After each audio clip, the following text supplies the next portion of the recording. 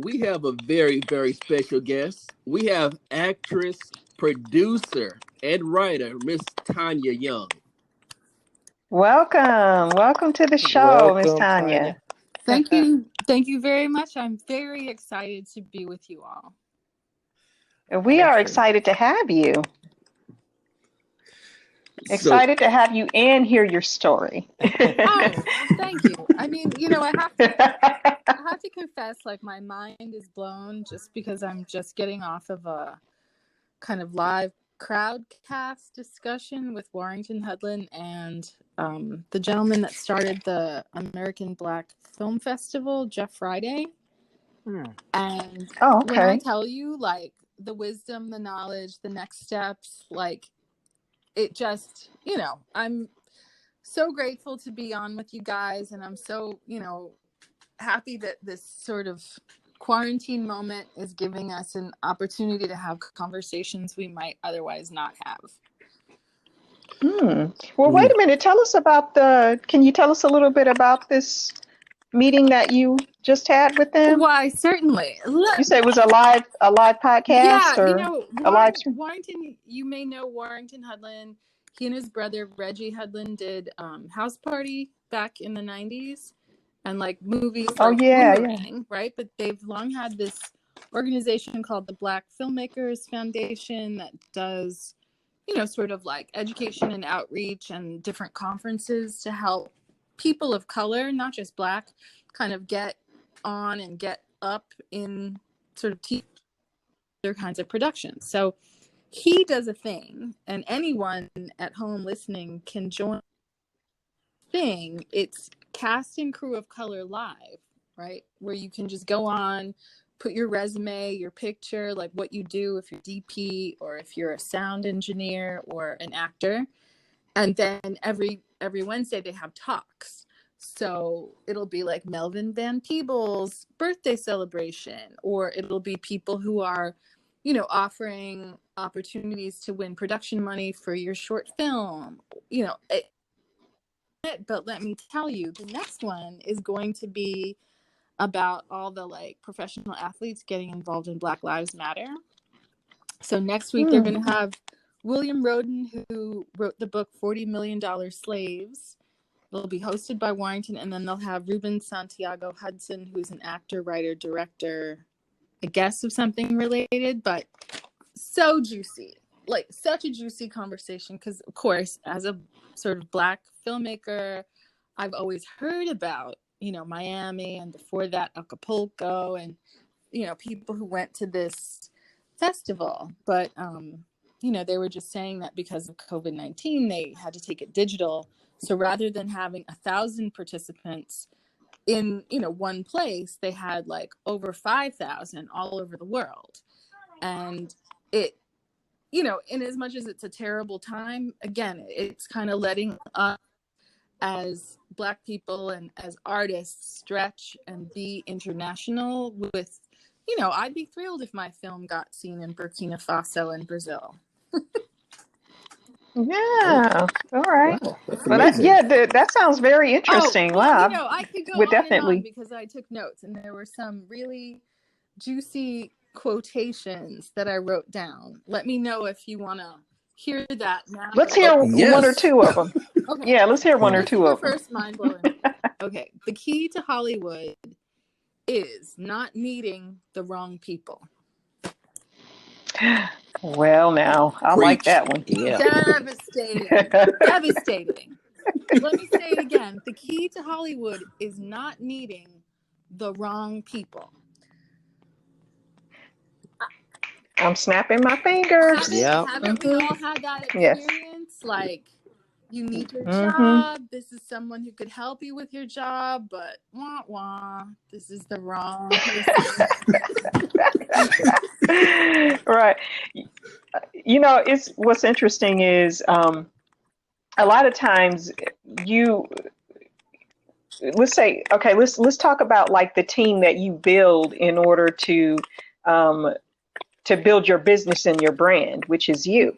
If you're an actor, if you're a writer, if you're director, whatever you are in the industry, you want people that are going to mesh well with you and relate well to you, and not somebody who's just coming on because they're trying to, I guess, make a name for themselves, or a very selfish type of thing going on there. You want people who you can build a team with and you can collaborate with, right?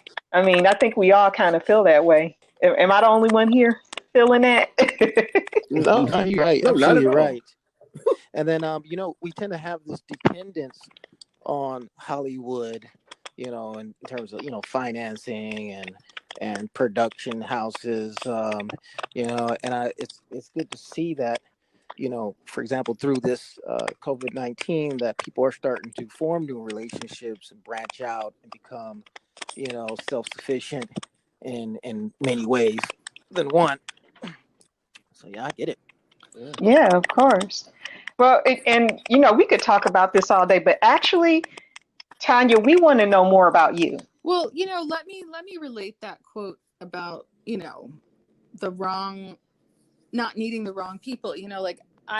My background education wise and work wise is quite different than what I do now. I have a politics degree from Columbia, and I did study in Hitchcock in order to get my degree. And I worked in like progressive, democratic, and other kinds of election campaigns for years.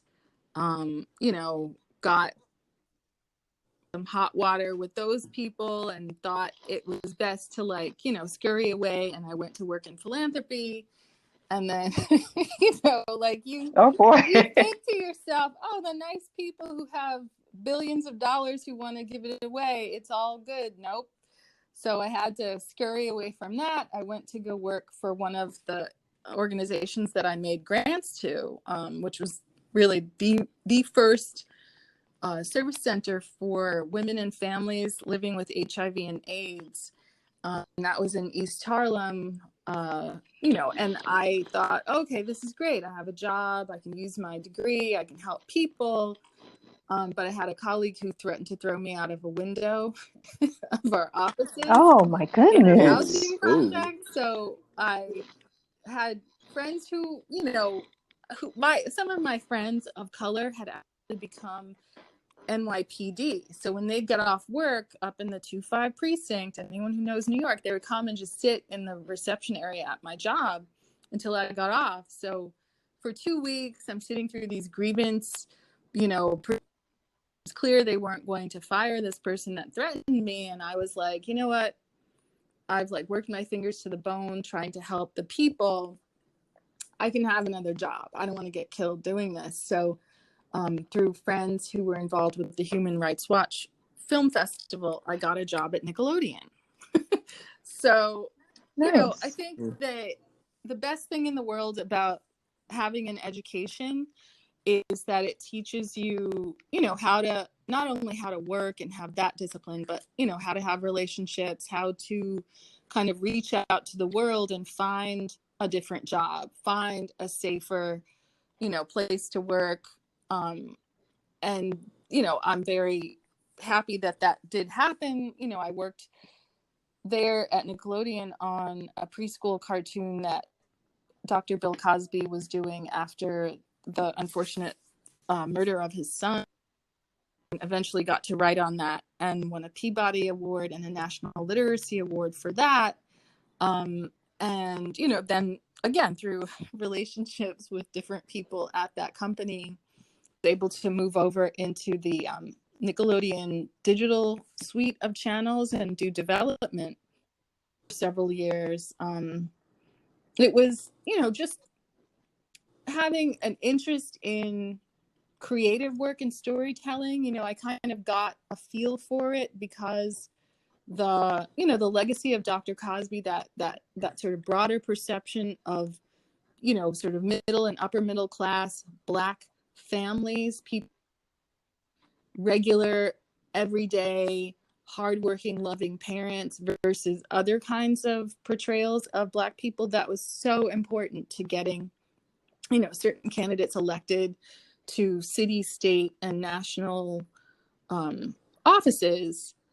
I kind of had through some different harrowing experiences, got interested in the storytelling part of it, and then was able to find jobs that let me work on that. But just to kind of like touch back to the present day, I've been at home, I've been on all these like Zoom calls and meetings.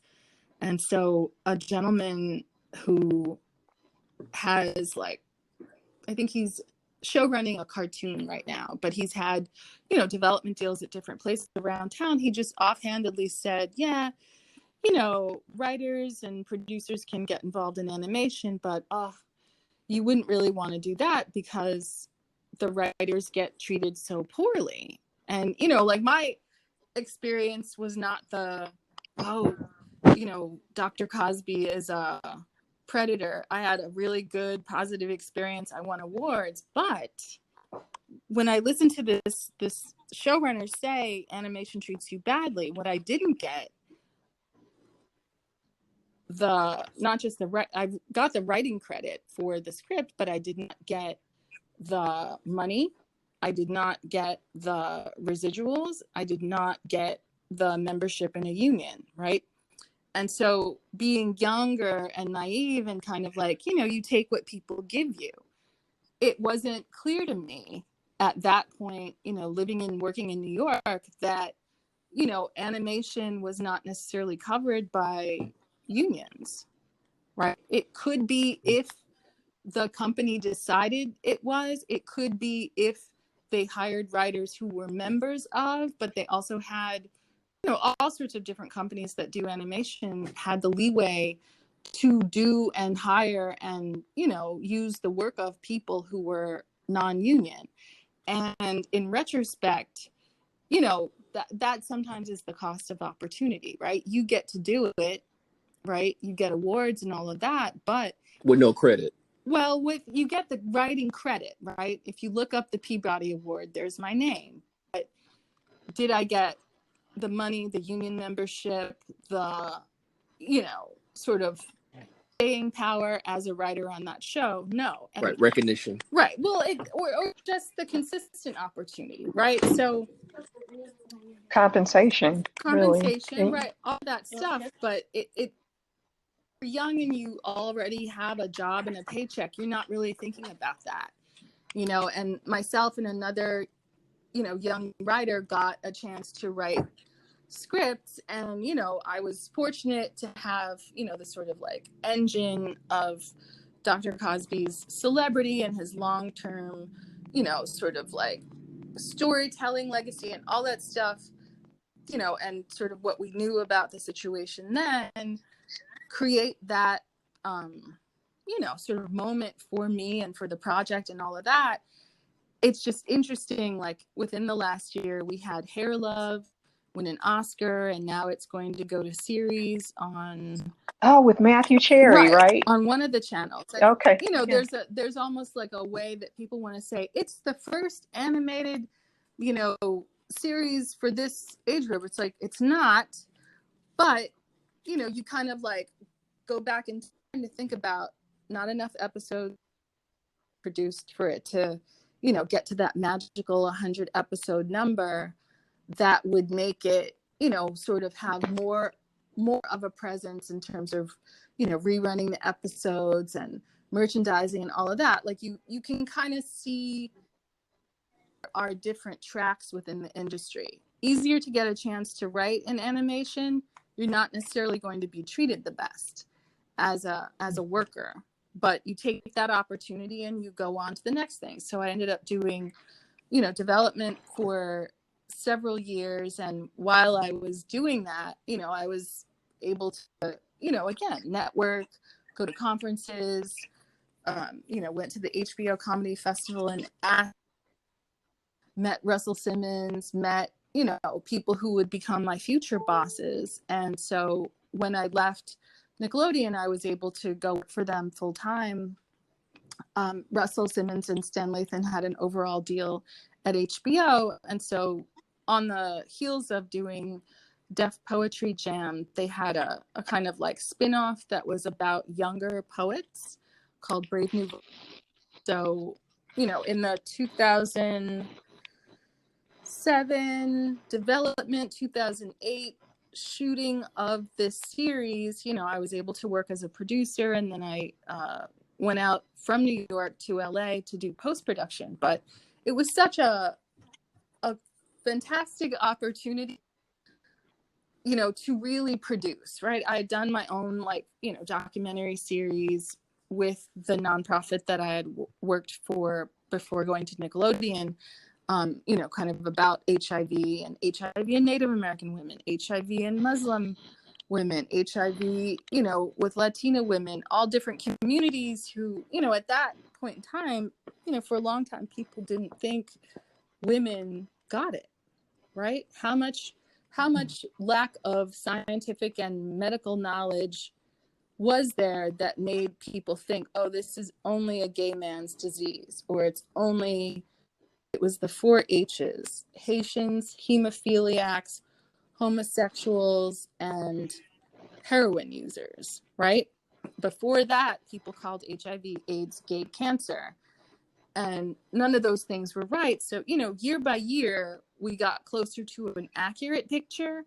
But, you know, having done, you know, documentary work, I was able to do some public service announcement work with Celia Cruz, you know, Ashford and Simpson, and, you know, kind of like write the letters and reach out and shoot it myself, and, you know, kind of get it on public access and kind of broadcasters like that. But then to step into the ring of HBO, you know, with a really well-funded project, we got to travel to 8 cities to shoot it.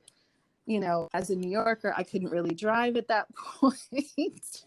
I had a license. Yeah, New York.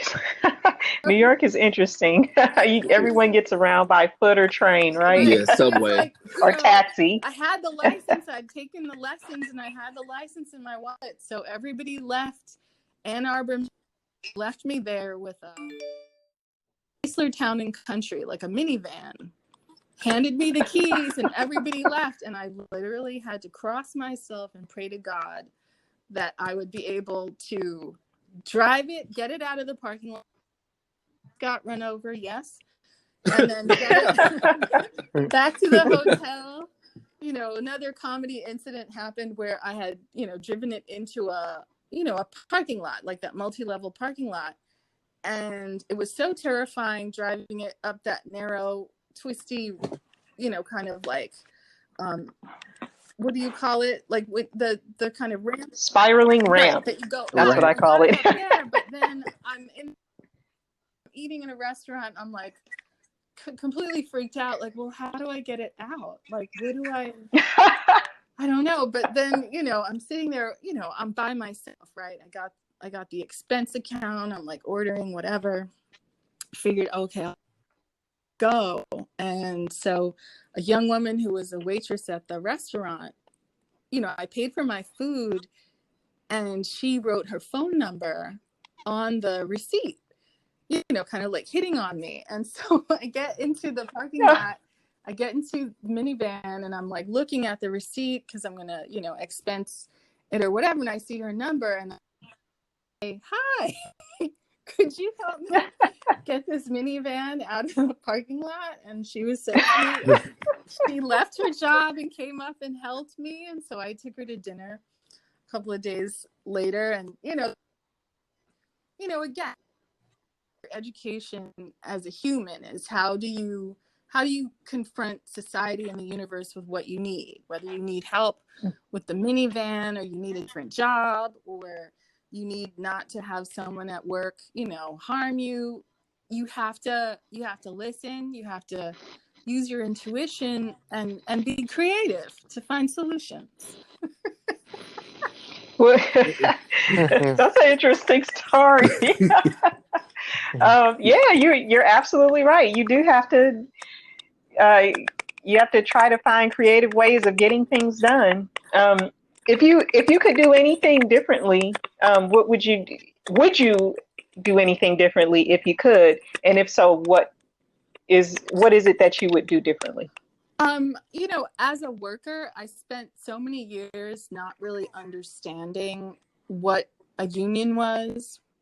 If known what I know now about, SAG-AFTRA or the Writers Guild, or, even other unions like the Teamsters, like, in a way, I feel like if you're in the executive ranks in television or film or any other industry, you're never really taught to seek out that kind of protection, right? Because you're in this sort of like elitist job where you think, oh, I get a salary, I don't get overtime, I just work however many hours, which is great if you're getting a huge salary and you end up working fewer hours than 40. But if you're in a job where, when I did development, there was so much volume, so many things to read, so much to file, and this was in the days before, some interns at different companies sued because they weren't being paid. They were doing real work. And that lawsuit kind of put a damper on people's ability to go to companies, like Viacom or similar companies and say, hey, I want to intern for you so I can learn and build relationships and find a job, right? You had to at least get school credit. But, the volume of work I was dealing with at that job was such that, at a certain point I had 6 interns at once, working 2 Wow. a week just to deal with everything that needed to be read and filed, all the legal paperwork, submission release, and all that stuff. And I applaud anyone who does development work as opposed to series. Like, development is when you're considering and helping to craft new shows, new ideas that might be a script, might just be a couple of pages, could just be a character design. I learned so much doing that work, but the at the end of it, you spend years doing that work, and how many of those development projects go to series, and it feels like a waste, right? Like, you've learned, it's almost like reading, a bunch of books, but if, all of them end up being thrown away in a sense, they would revert to the creator, actually go on and get made into television shows.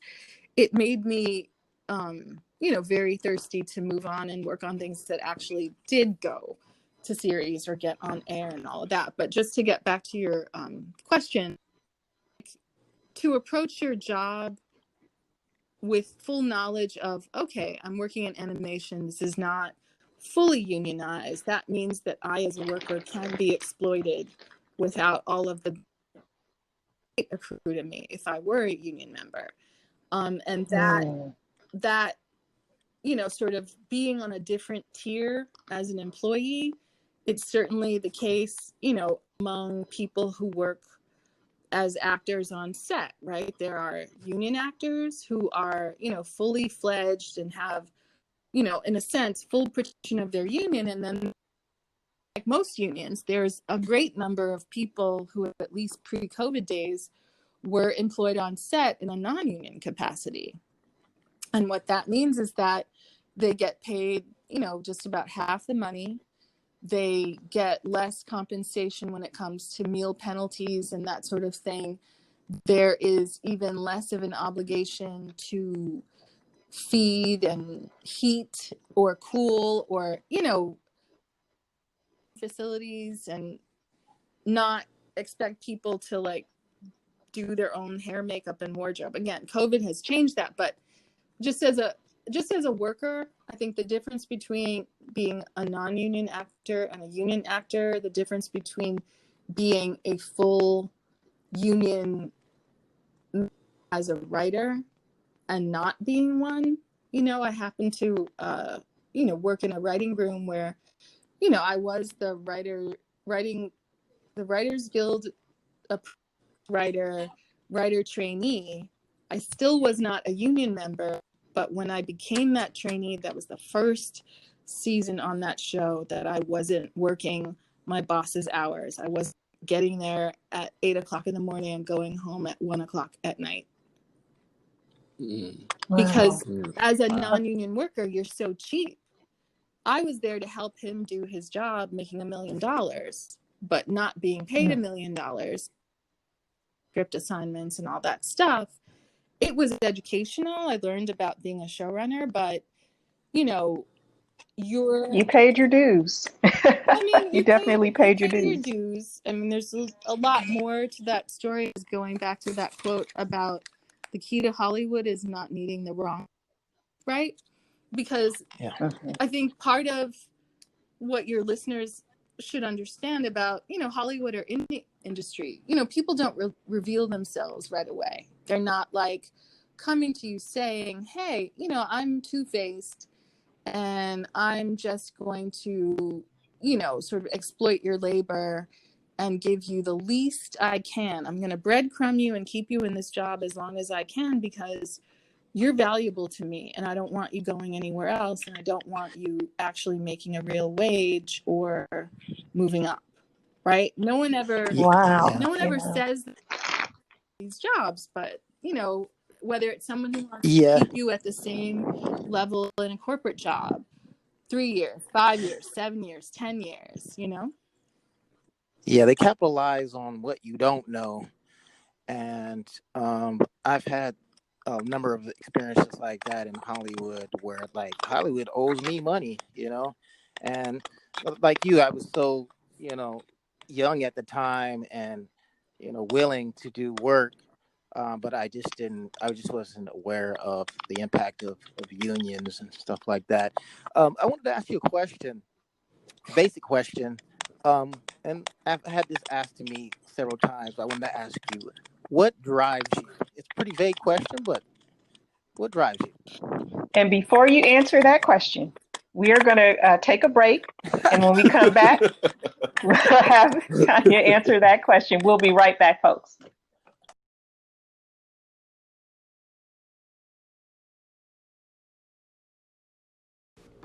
Hello, Behind the Real viewers. If you haven't heard about Anchor, it's the easiest way to make a podcast. Let me explain. It's free. There's creation tools that allow you to record and edit your podcast right from your phone or computer. Anchor will distribute your podcast for you, so you can be heard on Spotify, Apple Podcasts, and many, many more other podcasting platforms. You can make money from your podcast with no minimum listenership. It's everything you need to make a podcast all in one place. Download the free Anchor app or go to Anchor FM to get started. Hello, Behind the Real viewers. If anyone out there has bad credit and needs their credit score to go up, contact my business partner, Trisha Mann Grant, at 1-818-693-0183.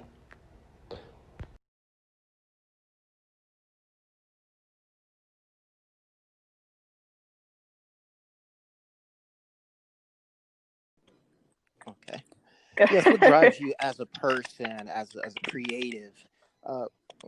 What drives you? Well, I have to say, number one, my culture, just, being a child of the South, both of my parents have, long histories in this country, sort of drawing from their African ancestry, Native American ancestry, and other kinds of very grounded, and being from that place. Arkansas was one of the first states where Black people could buy and own property.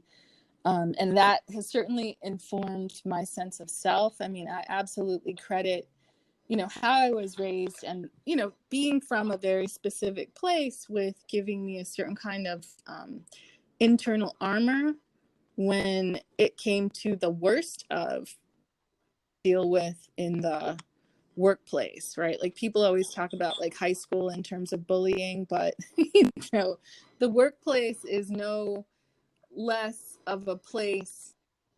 I mean, whether that's someone physically threatening to, hurt you or kill you, or, I had situations where I only know about it because I was friends. I would always like buy food and beverages, I'll call it, for the people who would, help us move things or clean up in the corporate offices. So when it came to certain situations that happened because of alcohol and, large corporate parties, let's put it that way, you know, I kind of figured out that some people were trying to blame me for actually done in terms of like, how can I put this, venereal disease.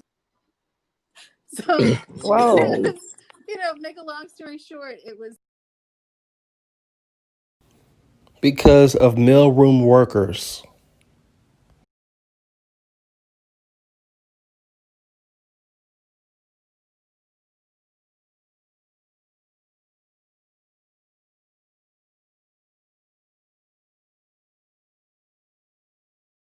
corrected people when they were like, oh, the light-skinned girl that works on the 7th floor gave a bunch of people gonorrhea. They were the people who were like, Oh my goodness. it was the other one. And Wow, that's defamation of oh my character God. as well. The What? point is that I would never have known if I didn't know, Wow.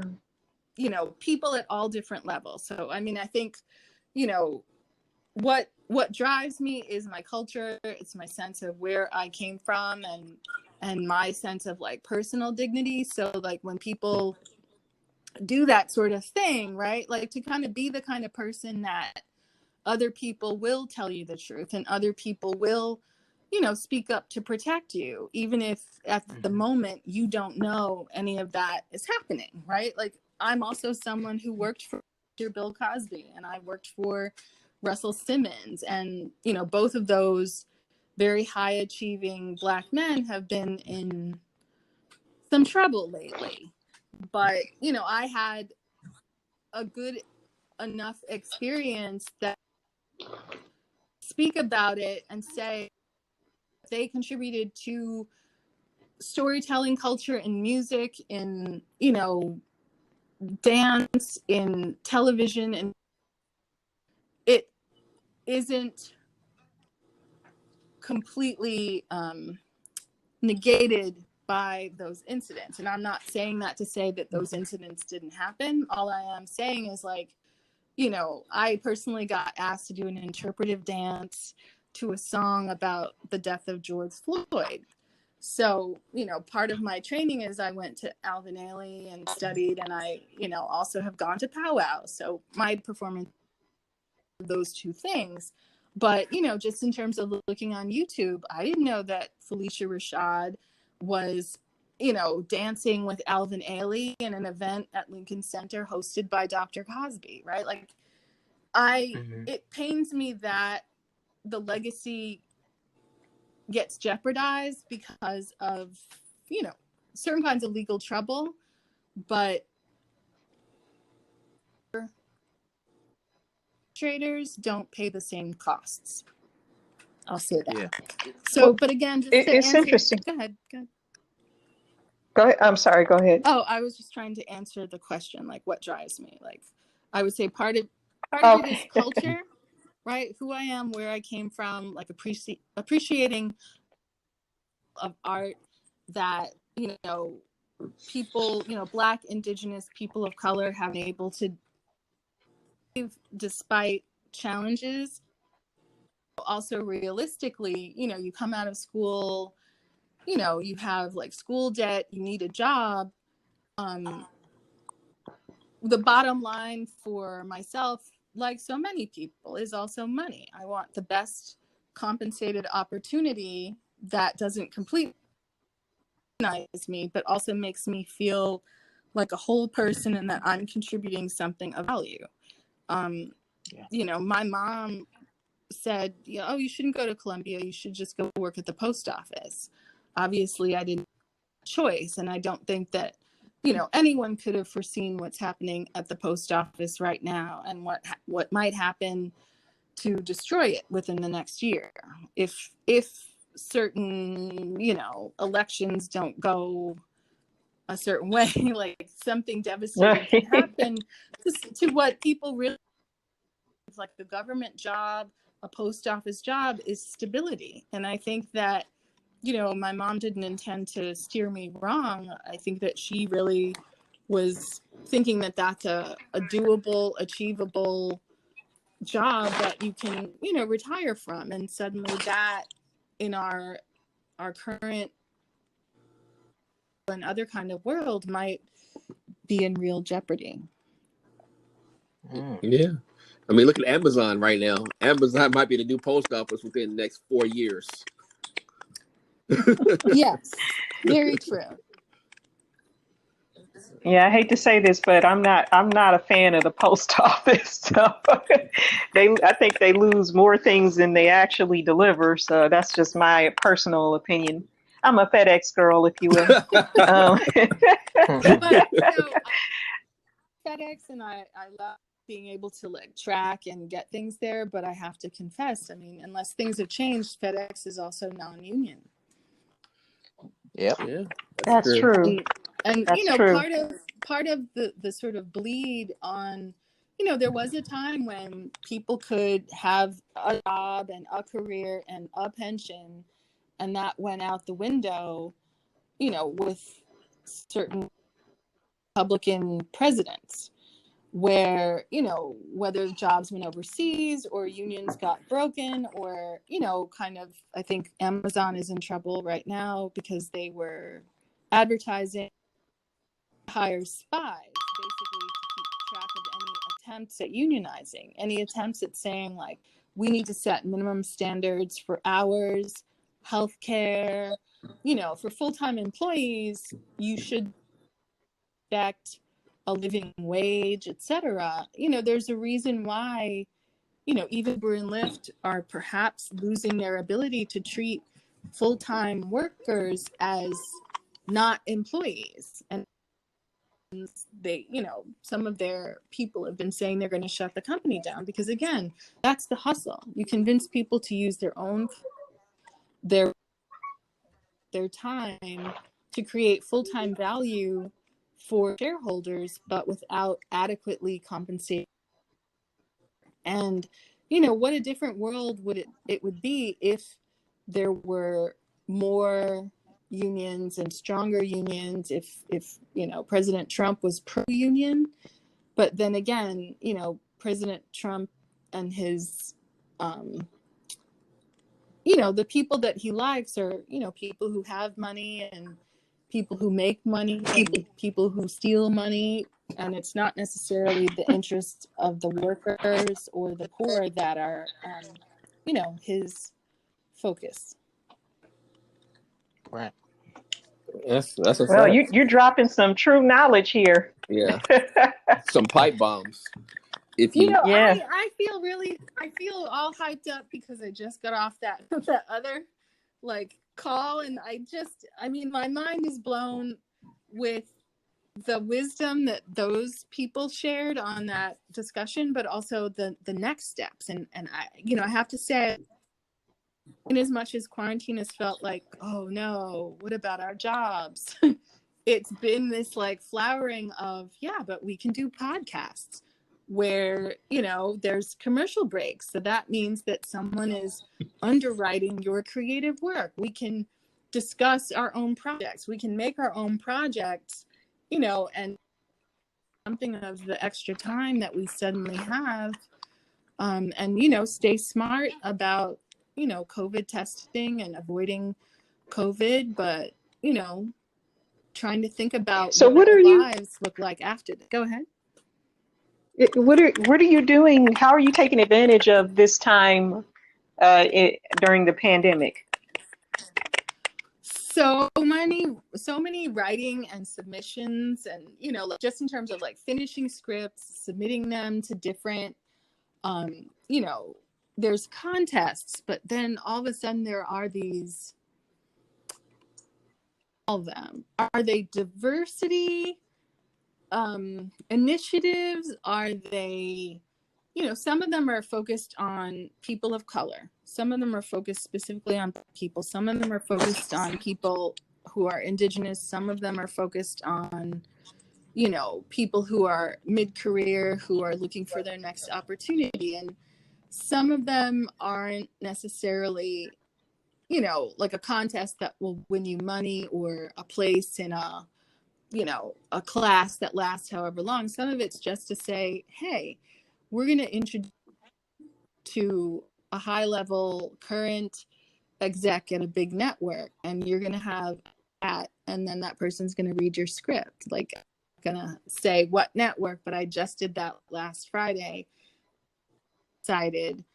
And, you know, just to have spent the last months, you know, like sometimes I feel like social media is a waste. I feel like, oh, I'm just wasting my time, you know, liking and following and all that. But I mean, there are communities that are about us expressing what we're interested in. If we're interested in writing, if we're interested in Indigenous culture, if we're interested in music, if we're interested in Black Lives Matter, the more you post and like, the more that stuff ends up in your feed, the more, you know, free classes, you know, taught by Dr. Melina Abdullah at, you know, Cal State, Los Angeles. There are classes and Zoom meetings, you know, sort of group online film festivals. And I've been really fortunate to, you know, have taken advantage of some of those things where I feel like, you know, this kind of dry spell for work, maybe I will be in a different place in terms of what my work opportunities are.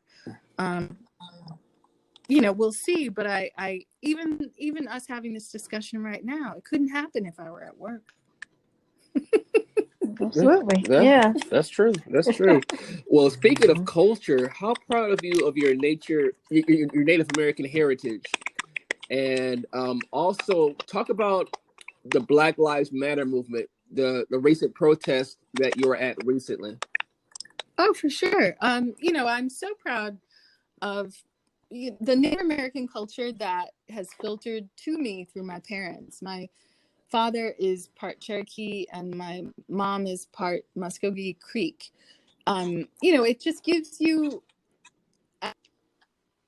dweller, it gives you more of an appreciation for, you know, natural food, natural skin and hair care, not running to take every single, you know,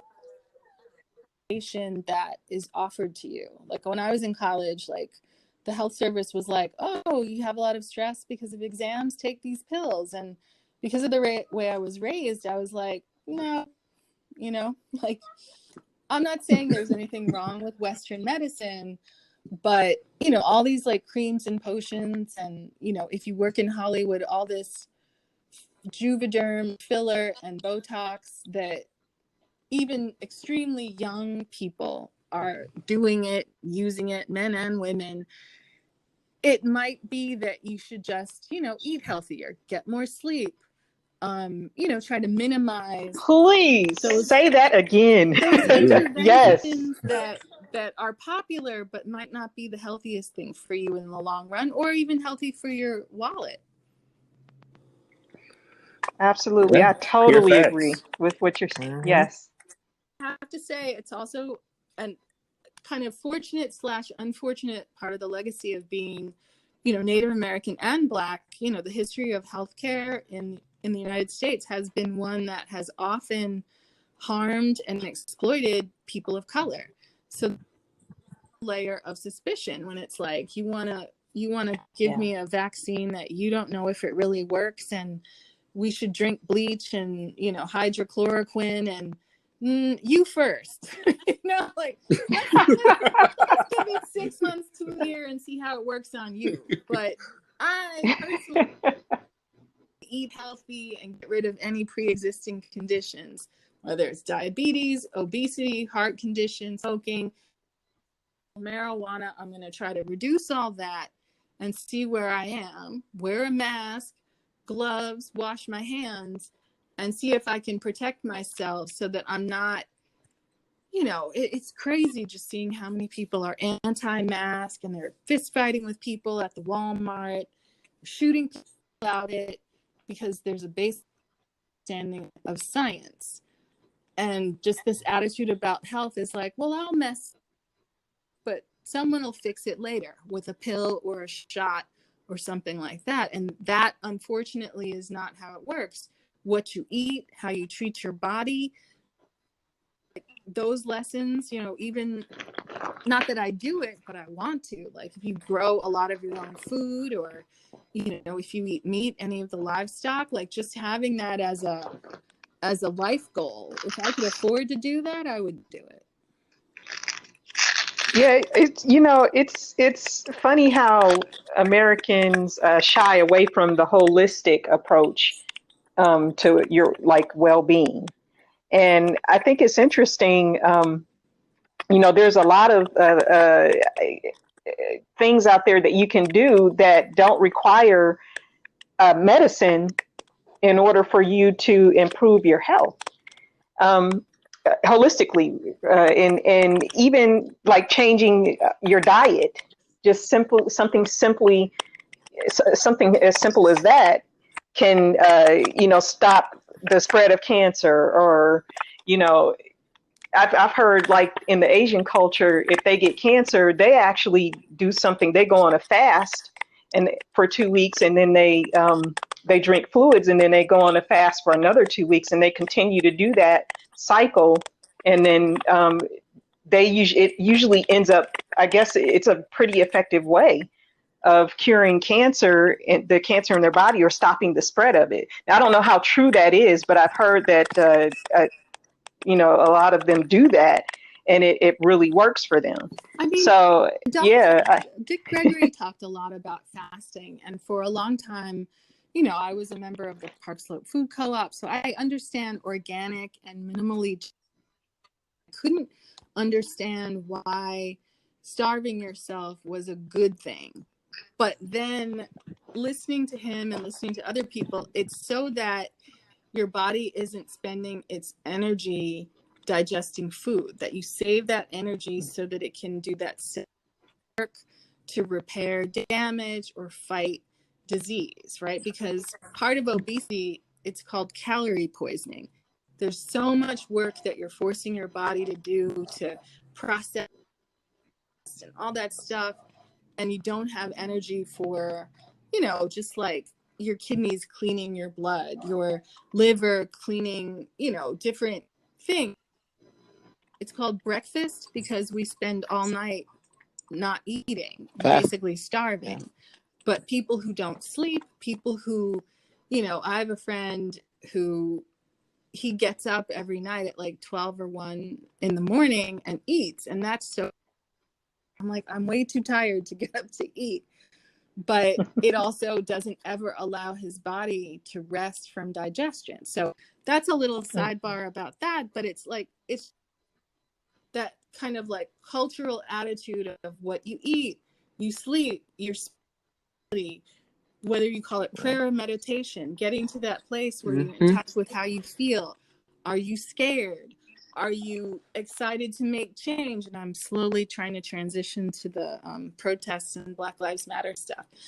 It's part of, touch with yourself as a human being. Like, can you stand idly by and let what's happening go unanswered? Even if your only answer is just you liking and sharing on Instagram and Facebook, even if it's just, sharing the live from the protest that you were too scared to go to. Like, my friends have gotten, shot with rubber bullets, and, some of the leaders of some of the newer organizations that are kind of involved in this, racial justice, kind of police and court and imprisonment justice discussion, they are out there, every week, if not most days, taking bullets, confronting cops, and, just the general risk we're all living with of COVID, but also,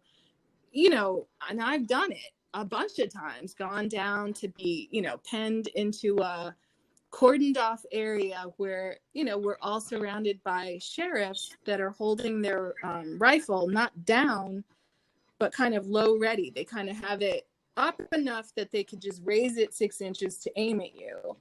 And it's this, one protest that's been happening every Wednesday for the last 2 or 3 years. And so you feel like, it's kind of like the sheepdog and the wolf, like, hey, Sam, hey, Pete, yeah, we're doing this again. Okay, like, no problem, except that the more progress Black Lives Matter makes in terms of legislation to, defund the police, cut their budgets, if only 2% of crimes are getting solved, and you have, dozens of cops who are committing, I think it's 620 murders of people in California at this point. Like, not, oh, they were the perpetrator that, robbed a bank or killed someone, but like the 18-year-old in a garage shot in the back 20 times, allegedly by someone who's trying to kind of blood into some police gang. Or, people talking about corruption and how you kind of rank up within these policing organizations, the infiltration of like white nationalists, etc. No one is saying, oh, we don't need, safety officers or law enforcement. I think what a lot of victimized communities are saying is that there needs to be some serious tweaks that don't just give a pass to people who commit murder while on duty. Like, I didn't know that police didn't have qualified immunity until 1969. Before that, they were personally liable for making murderous mistakes on the job. Let's go back to that. You do it, it's not going to be the city of New York, Chicago, LA, or, Charleston that's going to pay. You're going to pay. And on top of that, maybe if you're going to do this work, you should have your own insurance, like a doctor. Good idea. Two things that would change the game. You kill somebody wrongly in the line of duty, you get decertified. You can't just go to a different town and work as a cop. Like, that's it for you. And take the psyche back. Take a psych evaluation. I mean, there's so many ways to deal with the situation as far as like police equipment. Whatever happened to fish nets? It's like you have to like shoot people for any old reason. It drives me nuts thinking like that they haven't resolved just simple issues with like equipment.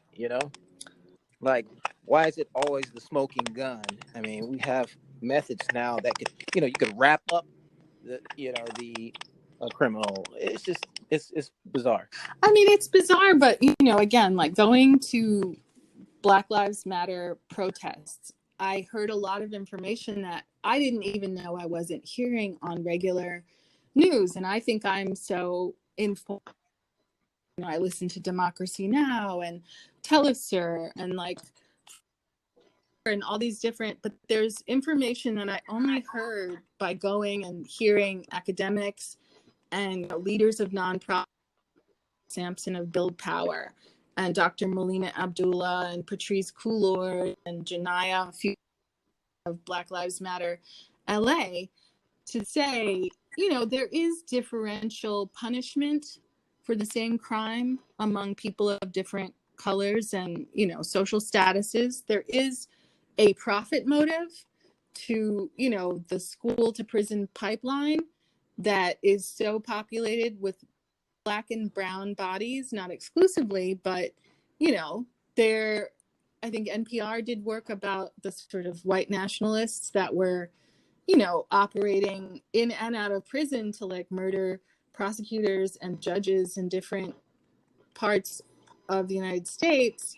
There was that was assigned to something, I think, to do with one of the, I think it was something to do with the Epstein case. Yeah, they shot her son and her husband. Her son, yeah. Murdered the son. Yeah, killed her son right up in his own home. Right, and then the person who did it was a white nationalist or some sort of anti-feminist or something like that, and then he committed suicide.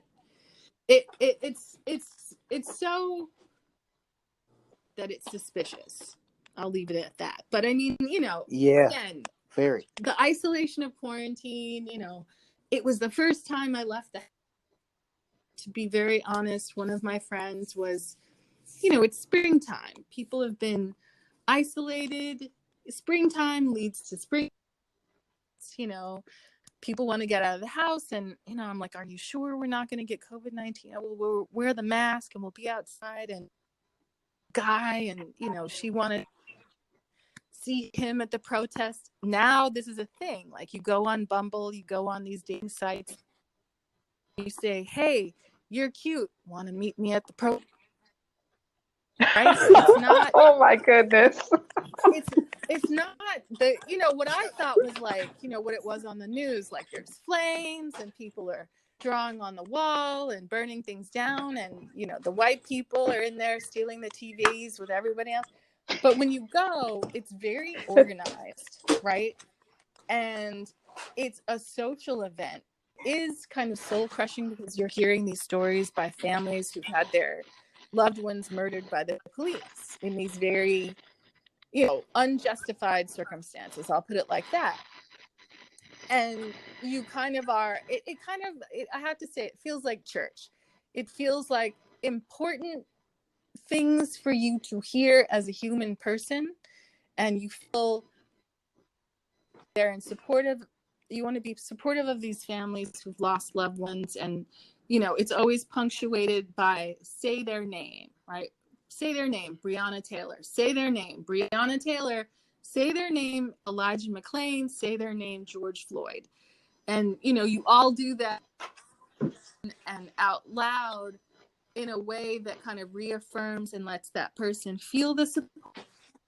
But at the same time, you've managed to get yourself into a social situation where you feel like you're doing something, you feel like you're with like-minded people. So there is more value to it and more unified dynamics to it than just the part that you see on the news that seems destructive. Interesting. Yeah. And I don't think we talked about this, but I want to backtrack. What inspired you to become an actress as well as a writer? I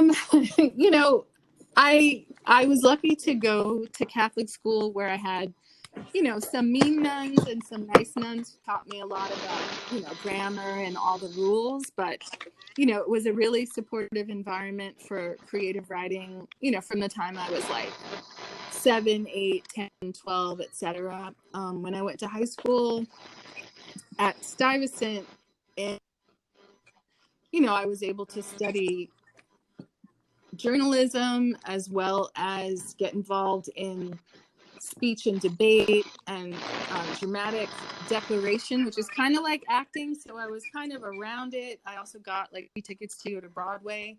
So, at a young age, I was seeing Sweeney Todd. I saw John Malkovich in Burn This. I saw Angels in America. I saw Ma Rainey's Black Bottom. I went to the opera. By the time I was, I'll say it the legal way. Once I was 18, my friends and I would go to Central Park and hear the Philharmonic and opera in the park and go to Shakespeare in the park, and there may have been some wine and cheese involved, but, I got to see Raul Julia and Christopher Walken do, Shakespeare. And Oh, nice. It's, it's a whole hassle because you have to wait in line and, but it's free, and it's that New York thing of being outdoors in the summer, and, Othello in the sort of in the round. It's this cultural experience that makes you kind of curious about. So then when you're in your regular job, like, I was working on election campaigns, reading all of August Wilson, got in trouble, and they were like, we don't want to see you reading at your desk. It was kind of like you have your day job, but then you have your wish job. How can you make them the same thing? How can you find that, internship or that low pay job that might give you a chance to be close to the real doers and the real makers and the company as possible for whatever's good for them, whatever, there are multiple some aspect of this work. And I wasn't interested in acting. When I was in the same job that allowed me to be the writer's Guild of America apprentice writer, I got grabbed on set to play the mom of two of one of the executive producer's children. And so what was strange to me was that after I did it, I was just like, oh, okay, like there's a voucher to be, you know, non-speaking actor. And then people took pictures of me. And then the thing that blew my mind was that people treated me completely differently after not only the thing was shot, but then once it aired on television, I got treated differently by the other writers. Some of the other writers had been acting in different projects for different like Black comedians, and I didn't understand that. All I knew is that they would leave to go do a commercial or leave to go to the American Black Film Festival or to go to a celebrity tournament. So there was something about the job of acting that started occurring to me as like, oh, people who write also do this as another revenue stream, you know. And then I remember Ansari, who, you know, has also gotten himself in a little trouble in recent years. He did a kind of panel about Master of None and was talking about, you know, acting and writing. Lena Waithe, also on that show, acted and wrote, and I think she acted and wrote, sorry. But Melina Matsoukas, I think, wrote on that show as well. I'm not sure if she acted, but of course, Lena, and she did that movie Queen and Slim. So the more exposure you have to this world, especially with, you know, people who are your age or who are older, and you kind of see what they did, what's an overall deal, what does it mean if someone's options you're trying to pitch, you know, getting involved in auditions, having friends that invite a Native American chef by day, but she's a superheroine with the power of fire. You know, you kind of like end up in projects with your friends or by auditioning. And it's, you know, when you get your residual checks, once again, it's like part of is your culture, but part of it is also money, because the money will help sustain you as you do more roles and more writing and, you know, find your next jobs. Like, you know, I don't have a trust fund. So, you know, to have, but also get your reward. Those are the two things that, you know, in addition to spirituality and your community, those are the things that can keep you going, even when things get, you know, Me Too, or they get, you know, people misbehave at work, and sometimes you're on the receiving end of it. But you know, you want to be clear about there, and that you're either going to give people the vibe that you're not going to take it, or you're going to have to take steps to make it very clear to them. Hello. That's true. That's a mouthful. Man. I just want to say that you know, you also are working on a film where you're writing and producing about zombies. Can you talk about that project a little bit? You know, I can't talk too much about it, just because it's someone else's kind of like creative inspiration.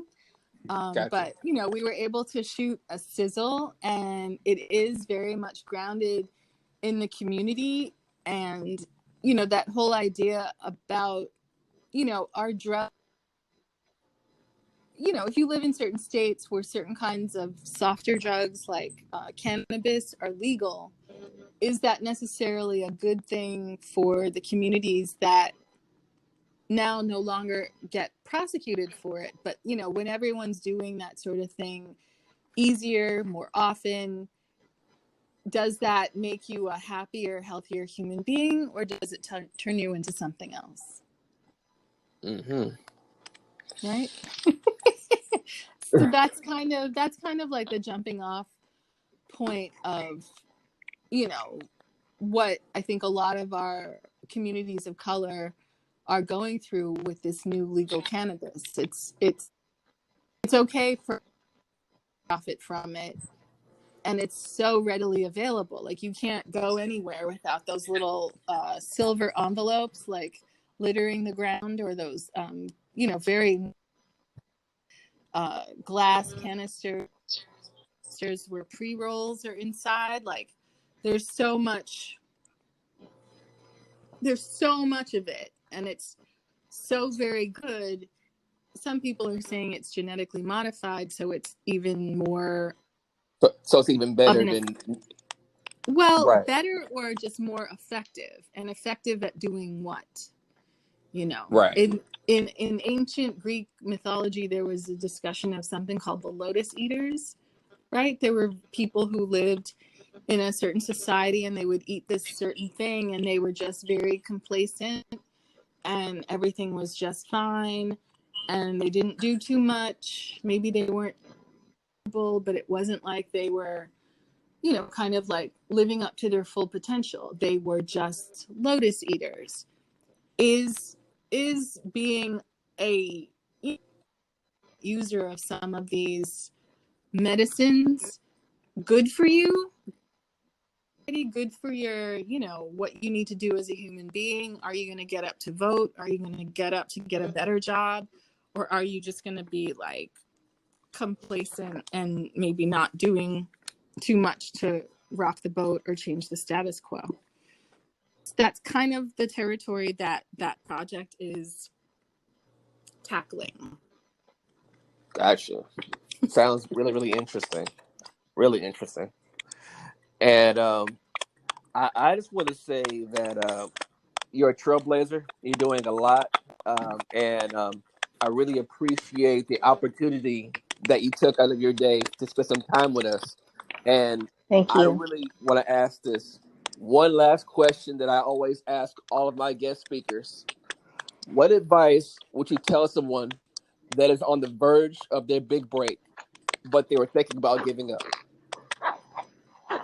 Oh, I mean, what is that quote? It's like, fall down 7 times, stand up 8, right? Like, I think that's one of the things. Like, don't overly focus on when things don't go right. Like, think about your ancestors, think about everything that they went through to bring you to this world, and don't let people hurt your feelings or take away your inspiration and drive to do this, because even if you can't do it the way that you want to, you will be able to do something. And especially encouraged in this time when you can get directly to your audience through YouTube and Instagram and all sorts of social media back in the day, and you don't have to give away your ideas or your intellectual property to people who won't compensate you for it. It can be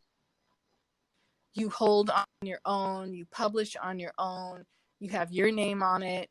Don't take someone else's no or attempt to take advantage of you as, gospel. Like, you have to live with the decision, your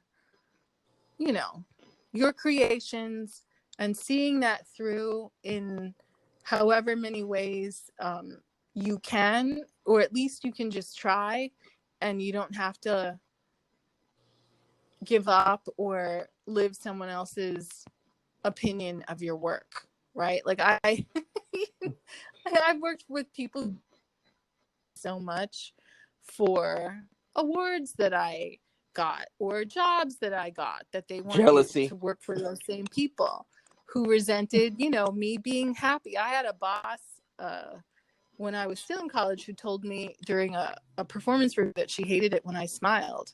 And I was so young. Right? Mm-hmm. But, this is the last thing I'll say. Like, just be sure that you're being an oyster and you're taking that sand, that irritant, that thing that tried to get inside you to harm you, and you turn that into your pearl. And you sell that pearl. Be businesslike about it. Don't take things too personally. Remember who you are, and conduct yourself like your ancestors would want you to. Words of wisdom. Okay. Hand clap. Yes. 2 fingers and a snap. Yeah. I know that you have been through a lot, and like I said previously, we appreciate all of the information that you have given us on the show, and Thank you so much. I know the listeners are going to eat this up. So yes, I just want to say thank you once again, Tanya, for being a guest on our show. Oh, absolutely. And if anyone wants to find me or ask questions, I'm on Instagram at House of Tanya, also on YouTube and Facebook. Awesome. And we're definitely going to bring you back to this show sometime soon. Definitely have to have you back. Absolutely, yes. Great. And again, I encourage you individually and anyone in your audience to look for Cast and Crew of Color Live. I'm so amazed and proud of everyone who's getting involved in this matter, social justice effort. Clearly, I think that the athletes that are following in the footsteps of LeBron and Colin Kaepernick and so many others, it's a definitely a level of leadership and attention-getting protest that we need. Definitely, for sure. And all the listeners out there, I just want to say, dreams do come true. And remember, you may not be the first, and you may not be the last, but you owe it to yourself to be the best version of yourself. This has been Aaron King with my co-hosts Sutherland Haynes and Rudy McCollum, and this has been Behind the Reel.